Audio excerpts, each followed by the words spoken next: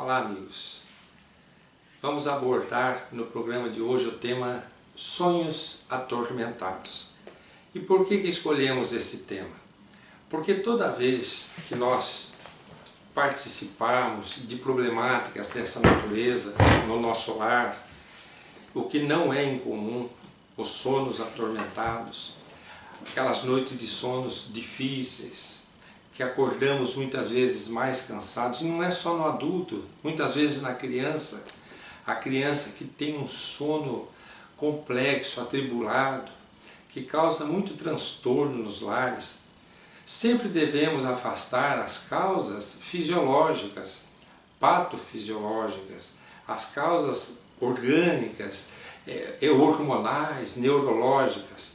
Mas cabe ao Espiritismo muitas informações que nos oferece que possam nos ajudar no raciocínio a respeito desse tema. Uma das informações que a doutrina dos Espíritos nos oferece é a que concerne quanto ao afrouxamento da ligação do espírito com o corpo físico no período do sono. O que significa isso? Significa que durante o momento do sono, os laços que unem o espírito ao corpo eles se relaxam, que permite ao espírito deixar o corpo físico.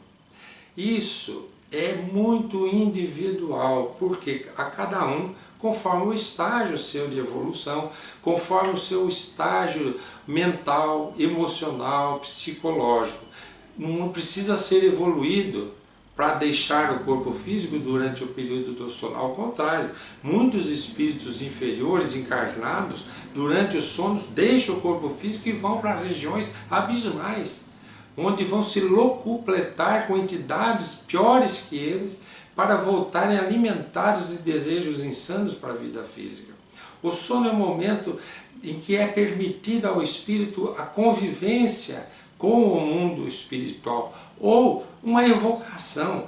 O indivíduo que carrega em sua mente muitas dúvidas ou pensamentos muito persistentes, ele leva para esse período esses pensamentos, e quando está no mundo espiritual, nesse relaxamento dessa ligação do espírito com o corpo, ele vai se encontrar com entidades ligadas a esses processos mentais que ele carrega, que podem ser entidades responsáveis por suas perturbações, ou entidades amorosas que vêm orientá-lo o que fazer nessas horas, e tudo se transforma em sonhos. Sonhos que nós muitas vezes não lembramos, ou que nos perturbam à noite, ou que nos confortam à noite, mas nós aqui estamos abordando a questão de sonhos atormentados.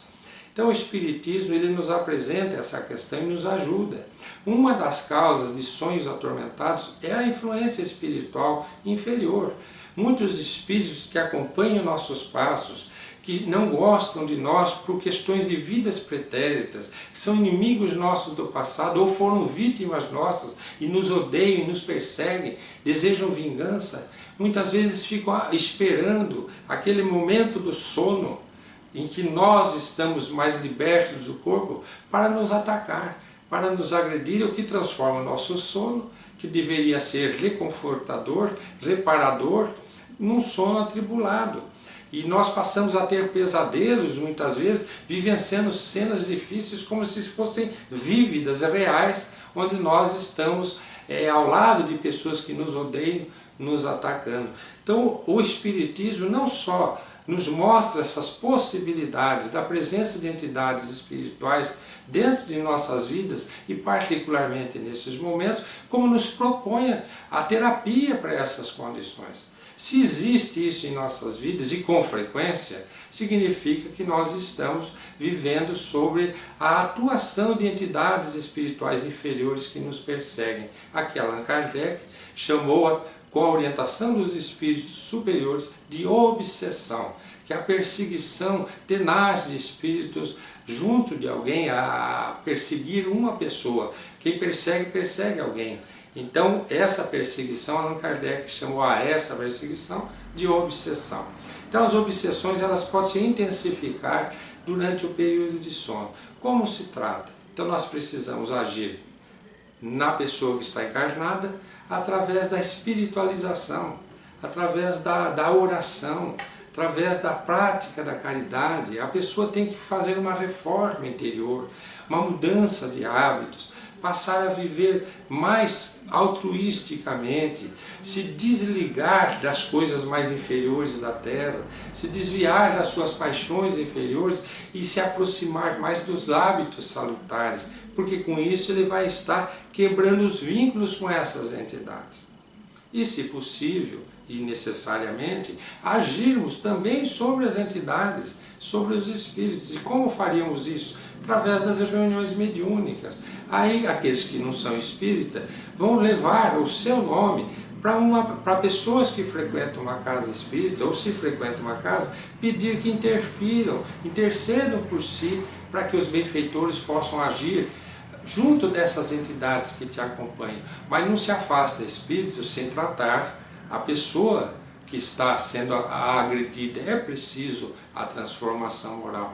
E se for criança? Se for criança, nós não podemos esquecer que são espíritos que já viveram muitas vidas e estão, por enquanto, num corpo infantil. Mas que esse corpo vai crescer, mas o espírito não é de criança. Ele está limitado pela mente de uma criança, de um corpo que está em fase do desenvolvimento, mas é um espírito já vivido. Não deixa de ser um espírito adulto que está temporariamente na fase infantil da reencarnação. O procedimento daí modifica-se.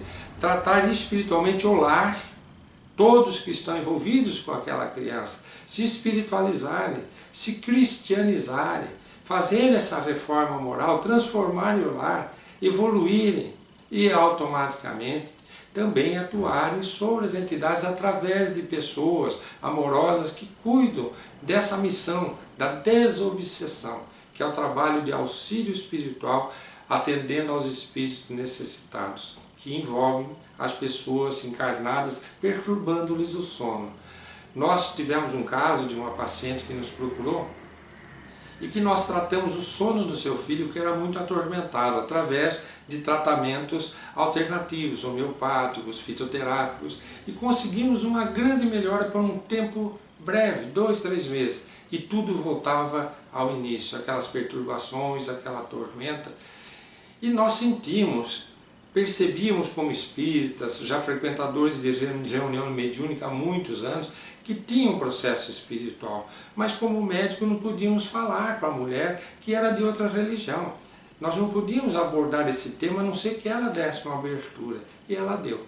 Um dia ela nos perguntou se nós acreditávamos na influência de espíritos, e perguntamos se ela acreditava. Ela disse que estava começando a acreditar, porque ela sentia que quando o filho estava nos pesadelos, as vibrações do ambiente do quarto estavam diferentes. Então contamos a ela que éramos espíritos, ela não sabia. Explicamos como ela poderia fazer para se tratar, e ela, muito humildemente, sem deixar sua religião, ela começou a procurar uma casa espírita como quem procura um hospital.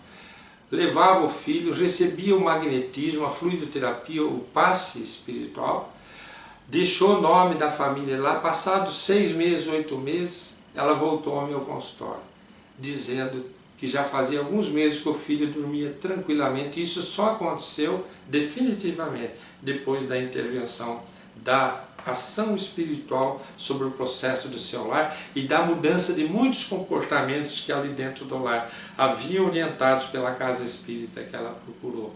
Nos agradeceu, depois não a vimos mais. Queremos aqui ressaltar que há casos que podem demorar muito mais tempo, porque há espíritos que para eles meses ou anos não são nada, e eles não deixam de nos perturbar só porque estamos orando. Então é preciso muita paciência. O que modifica realmente o processo desse é a paciência, mas a paciência cristã, aquela que está norteada pelo comportamento cristão, pela indulgência, pela caridade, pelo amor, pelo semelhante.